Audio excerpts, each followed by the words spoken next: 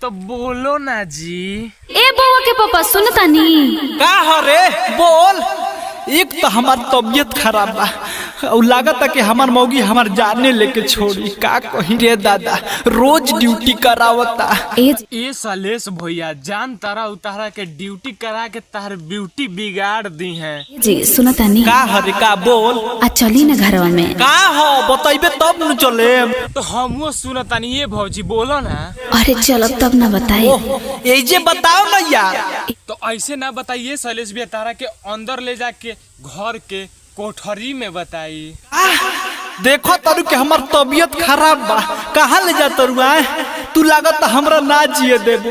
तो ए सैलेश भैया ठीक तारा के जिए ना दी। ए जी चली ना, बड़ी मन करता। का तो ई भौजी तार मन करता। मन तो साला हमरा है बबुओ के करता। कैमरा मैन देखावा है बबुआ के, हे बबुओ के मन करता। मन तो करता कि गुस्सा के तार फाड़ दी छेदा। ए राजा जी तनी शुभ शुभ बोली ना।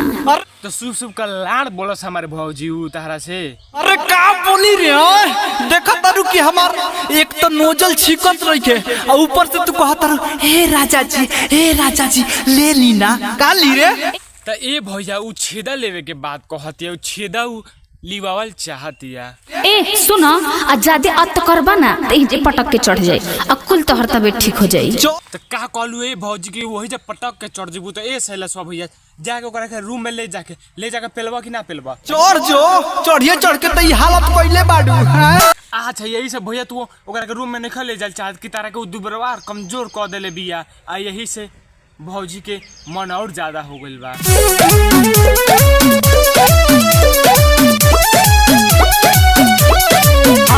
तो देखो तारा लोगन भैया लोगन कि भौजी रोमांस से कितना भरपूर भइल बिया।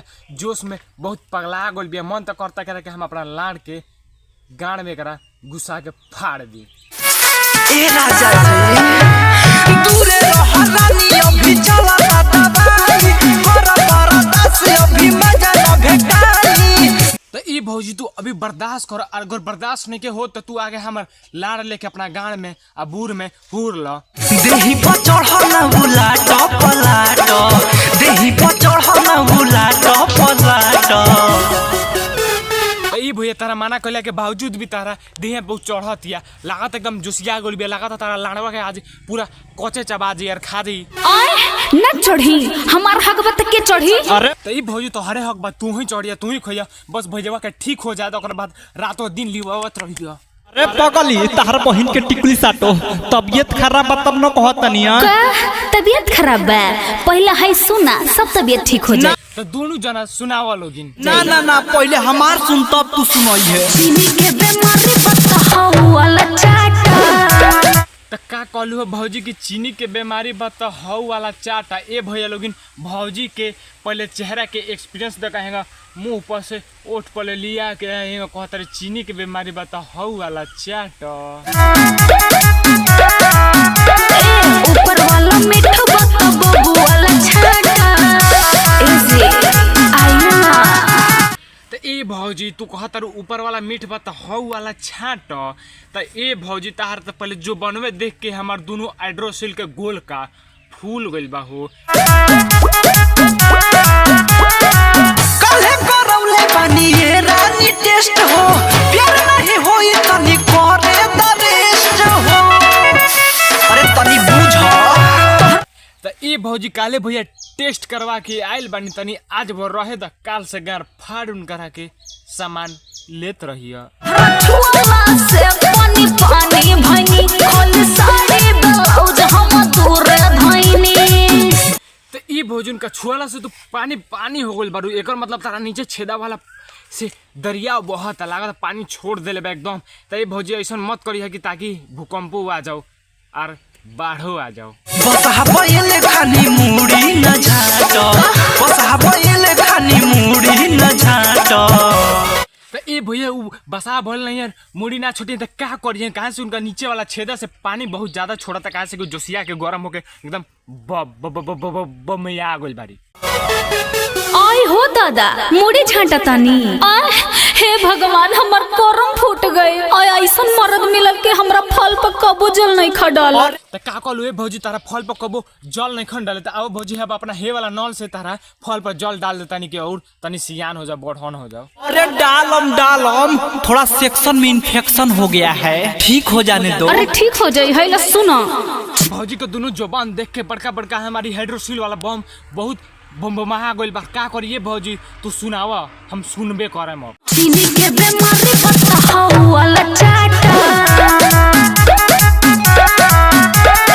ए भैया जब तारा बीमारी बताऊ नीचे वाला चटावती है भौजी तो उहे चाट ला कम से कम ठीक तो हो जीबा। ओकरा कहला के मतलब ई है कि हमारा नीचे वाला चाट ले बता ठीक हो जीबा।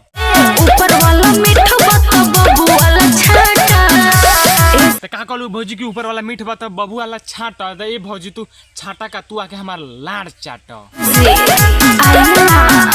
त ए भौजी तू उनकरा के जगह बुलाओ तर हमरा के बुलौले रहतो त तारा के बूढ़ के हम छेदा के फुला देते एकदम पेल के।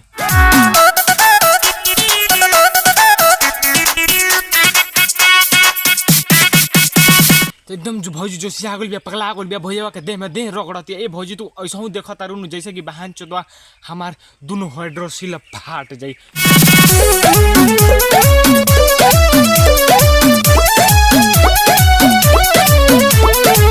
भौजी तारा से हम एक चीज के रिक्वेस्ट करते नहीं बार अपना जो बनवा के कम से कम मत देखाओ कहाँ से हमारा हाइड्रोसिल फाटे वाला बा। ये धनी कुछ दिन के बावे बात हो फिर आई मजा सुनो भरा रात हो। सच में का तो ई भौजी हाँ साचो में उस साचो में कह तारा कहे से कि ठीक हो जाइए तो तारा छेदा में हमेशा लौंड डाल के सूतल रही हैं। अभी मन करत बोल कहां जाई मन करत तो हम कथी खाई। तो ई भौजी जब तारा इतना मन करता तो तू हमरा लगे चल आवा कहाँ से कि हमरो हाइड्रोसिल तार जो मन देख के बड़का हो गइल बा। हमरो लौंड के बाबा है खड़ा हो गइल बा तारा बूढ़ में लौंड घुसाए खातिर। अब लागत कि तोहरे चलते हमरा हाउ में फांसी लगा के जान देवे के पड़। तो ई भैया तू अपना लाड़ में ना तू अपना गाड़ में फंसरी लगा लो। अरे ना ये राजा ऐसे मत बोला। तो ए भैया तू ऐसे मत बोला हो कहे से कि भौजी तारा लौंड के सहारे बारी वही लौंड बाकी भौजी के हईंगा घोपुआवे के मिलत रहेला। चीनी के बीमारी बताओ वाला चाटा ऊपर वाला मीठा बता बबू वाला। तो ए भैया तू भौजी के बात मानिए ला कहे से कि भौजी ठीक कहता रही भौजी के बूढ़ चाट लेब तो एकदम तू ठीक हो जाइब। ए भौजी तू का ओकरा लाड़ के चुपा मारता मारे के बता हई लाड़ खड़ा बा हेकर चुपा मारो।